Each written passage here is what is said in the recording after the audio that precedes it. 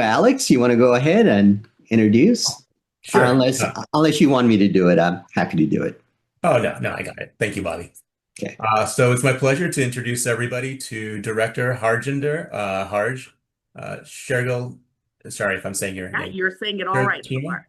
Yep. Um, she brings extensive experience to the California Lottery. She served as in the capacity of Chief Deputy Director for 4 years at Lottery before Governor Newsom appointed her to the director position.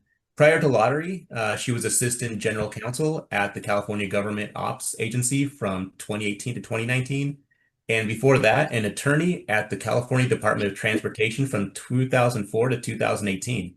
She was an associate at Fuidge, Morris, and Iverson from 2002 to 2004.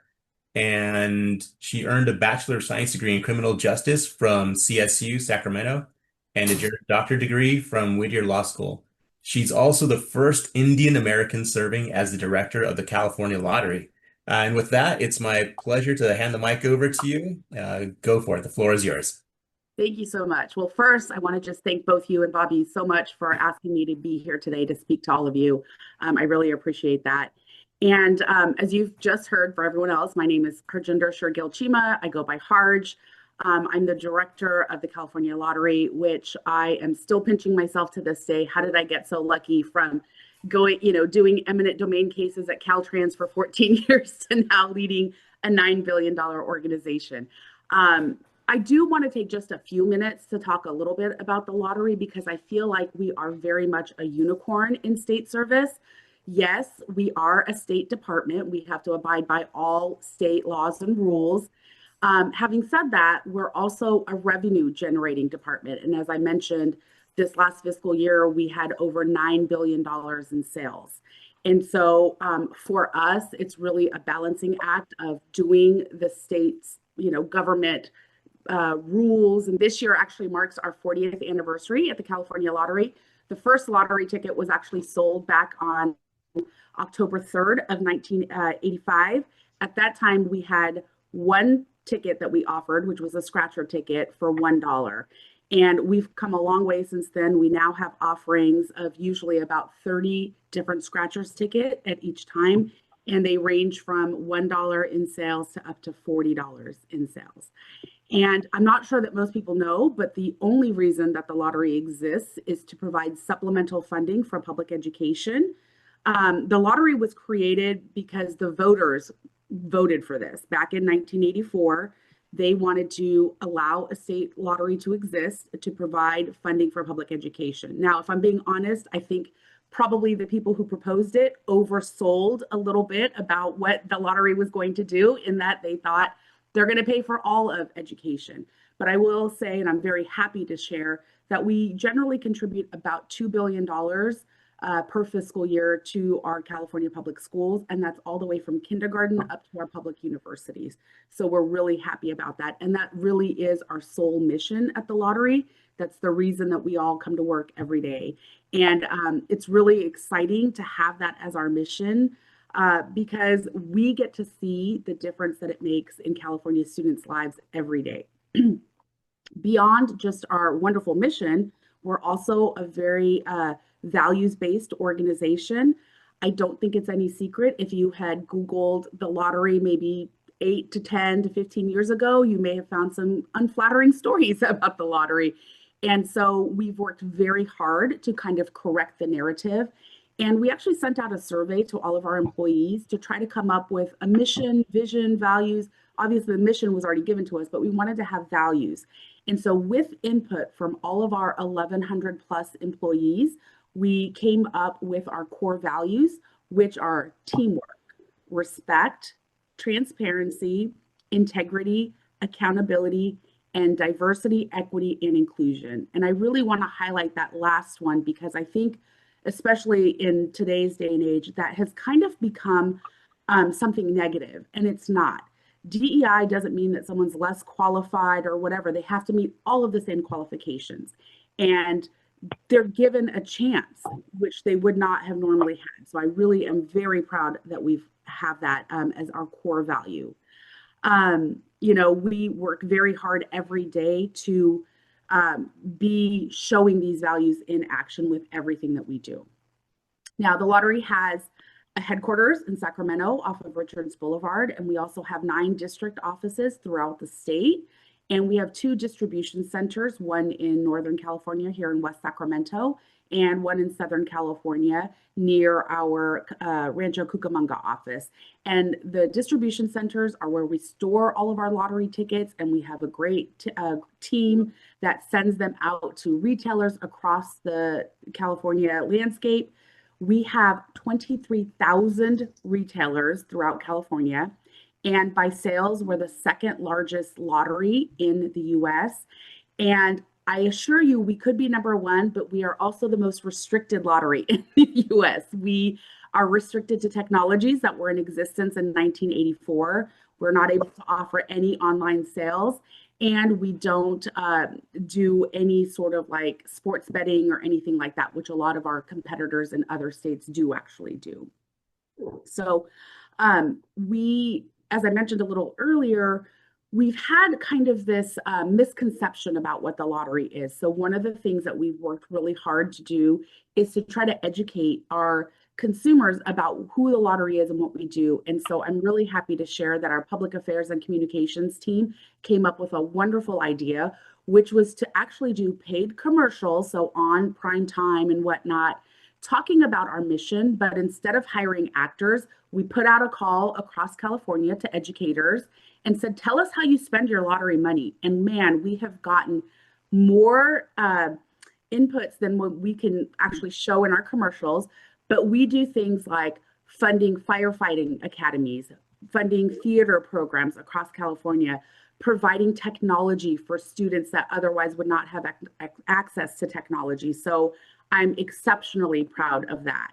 And it really does make it such a great place to work. I'm proud to share that in the 40 years that the lottery has been in existence, we've contributed over $48 billion to public education in California. And that is such an incredible legacy, and one that I'm just so proud of. Now, I do have a lot of fun facts and whatnot about the lottery, but rather than talk about that, I'm going to talk a little bit about what we do with our Disability Access Committee. And I have to tell you, we have 15 members of our Disability Advisory Council, and there's representatives from every lottery division on that council. And I think that's probably more, I don't want to call out any other departments, but I think that's more than any other state department probably has.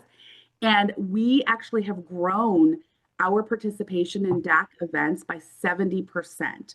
And I have to give a lot of that credit to our DAC chair. She's terrific. Her name is Mandy Gutierrez, and she's an AGPA in our finance division. And she has really recognized the importance of expanding the outreach of our DAC program. And so she first became heavily involved in leading a membership drive that increased our participation by over 70%. But then, like I said, she started thinking about how can we communicate this out, and she's been using several of our internal channels to communicate. She's offering hybrid meeting environments so people can meet in person and online. And so that allows access for all of our district offices and our distribution centers to be able to participate as well. One of our most successful events happens in October, which, as everyone knows, is National Disability Employee Awareness Month. And during October of 2024, we enjoyed the highest ever attendance at one of our DAC events.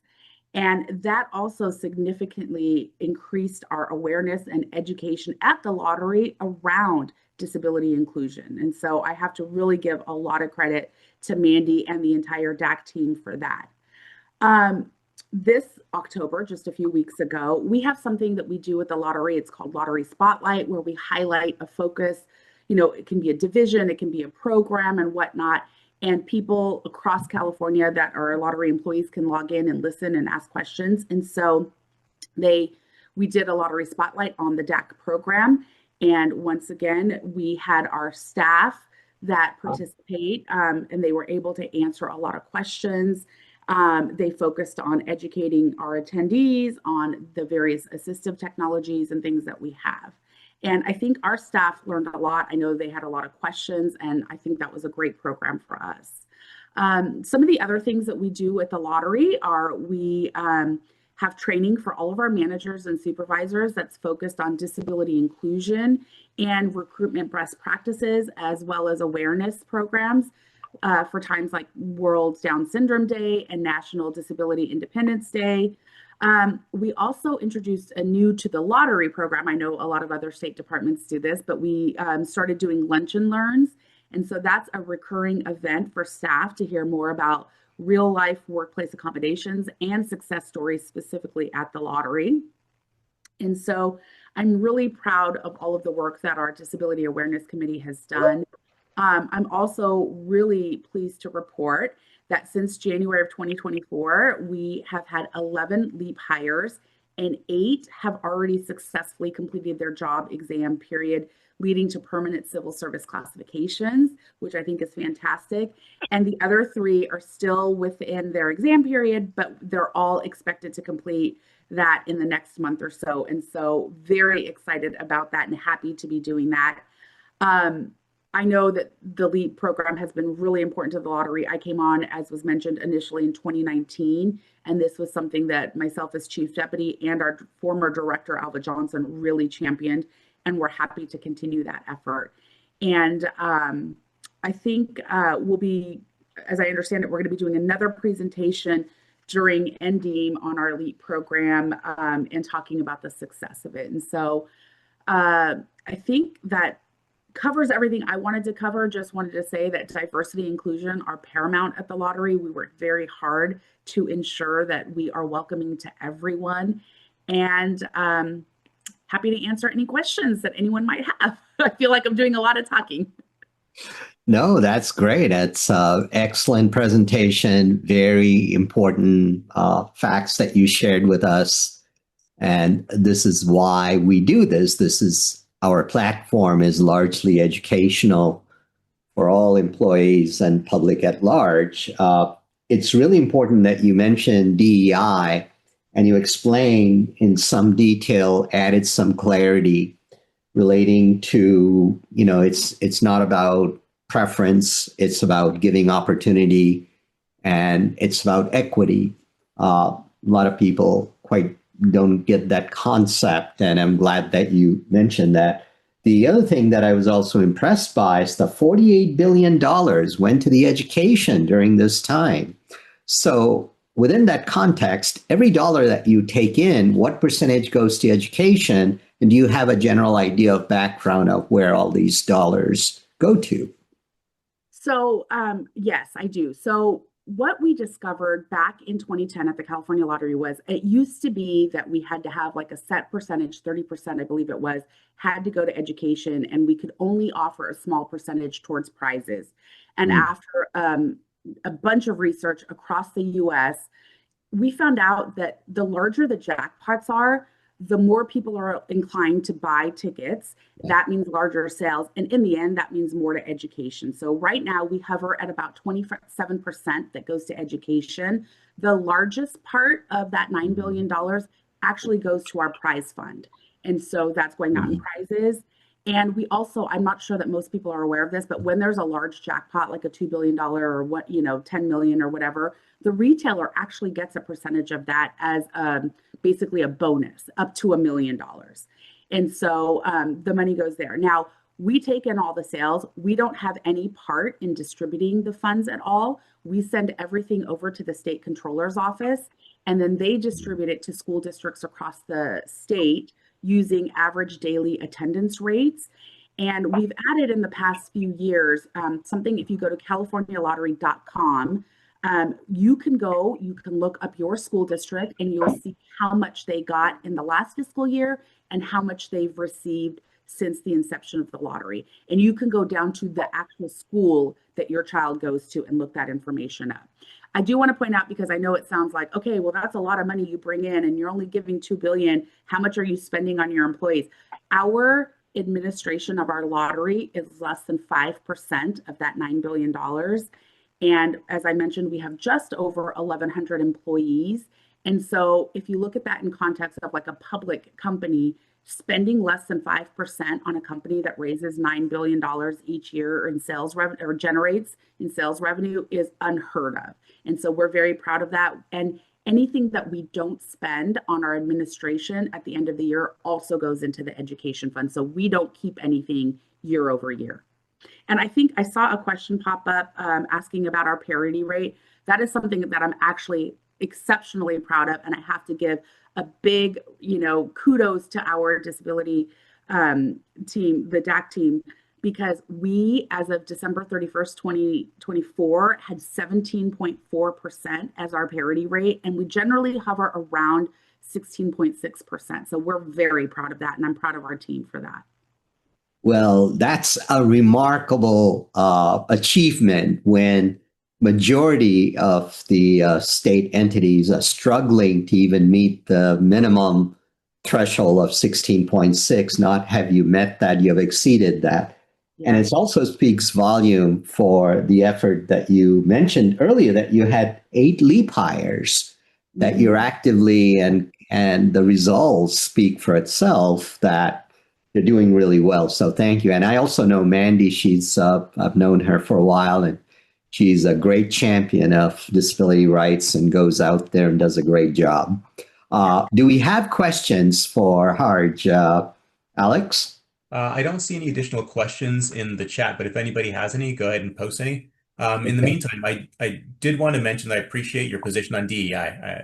So just being transparent about that.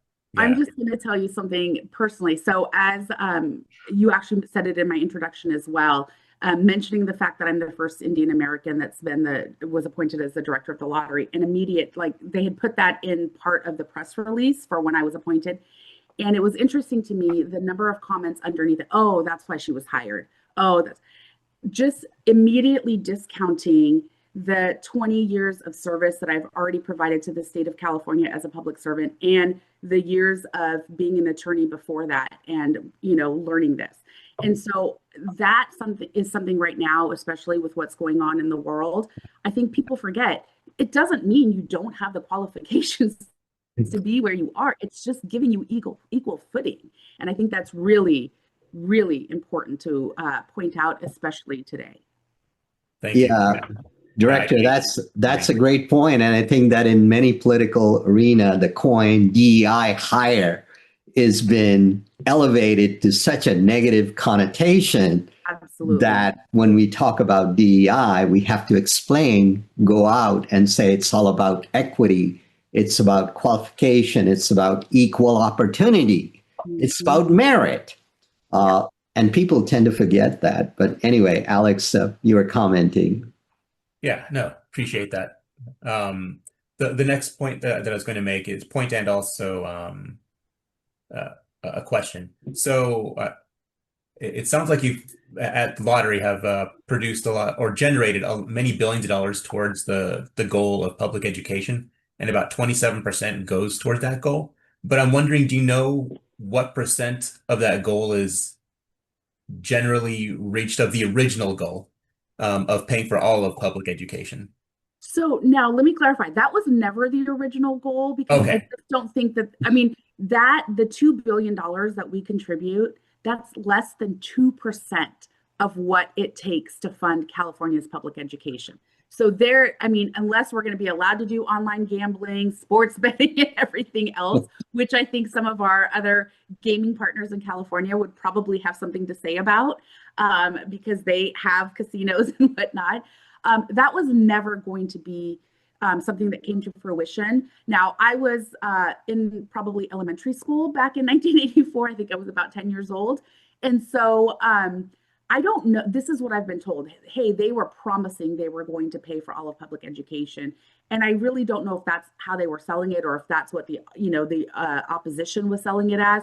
But I just don't think that that's a realistic goal, because like I said, if $2 billion is just less than 2%, we would have to be raising like over $100 billion to be able to fund all of California's public education. All right, thank you. That answers my question. That's actually super interesting to hear about, especially that history of how the California lottery started, and that 2% being $2 billion. That's a lot. I know, right? When you think about it, you're like, what? but that's unfortunately what it is. But that's also why we wanted to do this campaign that we're doing, because that right there is a misconception, especially among kind of the older folks, because they were, they remember seeing the advertisements and whatnot. And so it's always like, well, where's the money going? Where's the money going? It's like they think we're holding on to it. And I promise you, we're not holding on to anything. Everything that we have in excess of our 5% or less that we spend on administration does go into the education fund each year. Yeah. Well, thank you. I see some other questions in the audience, and I kind of hear a little bit in the background, some audio. Okay. So please remember, everyone, to keep your mics muted unless you're asking a question. One question I do see is that you mentioned your department held a membership drive. Can you talk about that in a little more detail? Mandy, I think you're on this call. If she is, I'd like her to talk about it. She's the one who came up with the idea and really was the champion for it. Mandy? Hi, yes, I'm here. Hello, everyone. So it really was a very simple event. We didn't do anything really extravagant. Majority of it was just getting the word out, starting that communication, that conversation with our lottery staff. And what we did was simply send out a really fancy, attractive email, I guess, something short and simple, but kind of gets the point out there, a flyer with it, and we posted flyers all over our lottery sites throughout our headquarters building, and we promoted it at our ending event, and that was really the gist of it. It wasn't anything, like I said, extravagant. We didn't have a, hey, we're gonna feed you, come and join the DAC. It was just conversation, communication, and getting the posters out there so that what I did when I sent them all to our lottery sites was I asked all of the management there, hey, can you please put this in a high traffic area where it can be seen? Because we wanted everybody to have an opportunity to actually see it, hear about it, talk about it. And we invited people to sit in during our DAC meetings so they could be a special guest and observe if they wanted to kind of get an idea about what the DAC did and what we talked about during our meetings. And that was it. Thank you, Mandy. You're welcome. Alex, you're muted. I'm talking to myself. I do that quite often. So I see, Harj, another question in the chat. So an audience member is wondering, is lottery money that is distributed to schools distributed only based on attendance rates, or is there any component that also addresses income disparity of different areas? There isn't, and I actually get asked this question a lot, especially by members of the legislature, and I have to push back to them and say, you can change that. I don't have any authority to change that. Right now, it is based only on average daily attendance and nothing to do with disparity. But we have talked, one of the things that I'm doing, kind of to take a step back, is, as I said, the lottery has had some turmoil in the past years, and we've really worked hard to kind of right the ship. And the other thing that we've tried to do is have outreach with the legislature to say, hey, come on over. We're an open book. We're trying to be transparent. Let's talk about the concerns that you have and address them. And this is a concern that's come up. And I don't have any authority to change the law. We are governed by something called the Lottery Act. Everything was created by the legislature. There have been changes here and there, but nothing very significant. And so it would take the legislature doing something about that to change it. Excellent. Thank you. I don't know, Bobby, if you have any further questions. I don't see any other questions in the audience. No, I know you talked a great deal about what DAC has been doing with Mandy's leadership and the rest of the good work being done by the committee members within DAC. How often DAC meet with you personally throughout the year? Is there a particular interval, a schedule that they connect with you on this? There isn't. I do try to make their meetings when I can, but our EEO officer, I meet with her every 2 weeks, and she updates me on all of the activities and is able to answer any questions that we might have and whatnot. And we do try to support however we can. If, like I said, if I can attend in person, I attend in person. I know they have a meeting coming up where we're not able to be in attendance in person because we'll be on a trip out of town. And so we record videos welcoming them and whatnot. So we try to support however we can. We try to send emails and things. because I want the lottery team to understand that the leadership is on board with what they're doing. I think that's really important. Right. So you champion the disability related matters through DAC, but you at least meet with them once a year, or it sounds like more often than that, whenever your busy schedule allow you to do that. And then you have a liaison, which is the EO officer that you meet that conveys whatever happening with DAC as well. So that's good to know that you have that communication. Yes, our EEO officer, Christina Ruelas-Barrigas, is fantastic. Yeah. And, Alex just commented, it sounds like a good top-down approach of disability culture. And that is so important. And I'm glad that you're sharing all this so the rest of the audience, people that are here, can take this back to their entity and organization they belong to and implement the good practices, the best practices that you have described so far. So I don't have any other question. Alex, anything more? No, I just wanted to, again, express my appreciation, Harj, for you being here today. A lot of fantastic information that I had no idea about California Lottery. You also have a very amazing history yourself, so I greatly appreciate being here. And I'm proud that you're identified as being the first Indian American woman to hold this post. So you're leading the way for many Indians. I'm glad to hear that you're doing that. Thank you. And if I just could share like a personal anecdote about that. So I am one of 5 daughters to Indian immigrant parents. My mom was pregnant with me when they immigrated over.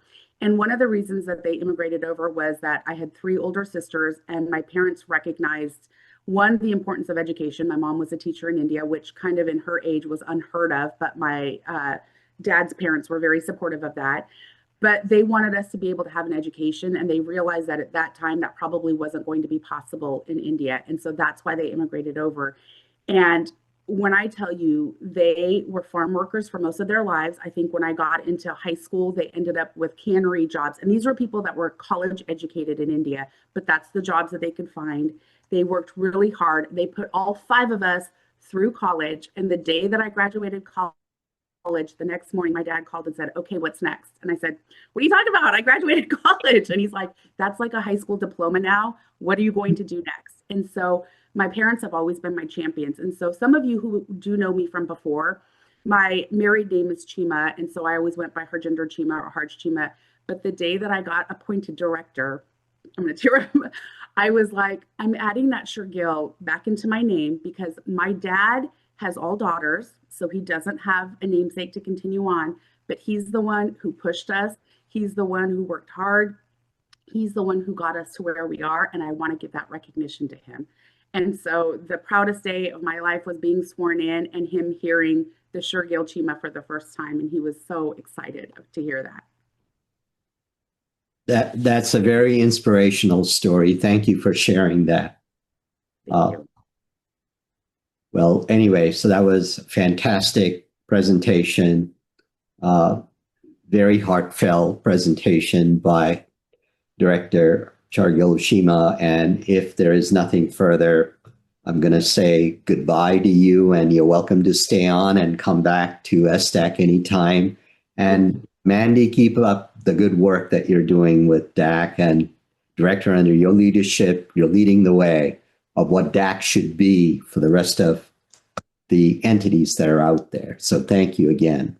Thank you so much for having me. And, for those that are on here, I'm happy to talk to any of your leadership teams because I think it's so important that we make sure that our state departments are welcoming to all. So thank you so much for having me. I really appreciated your time today.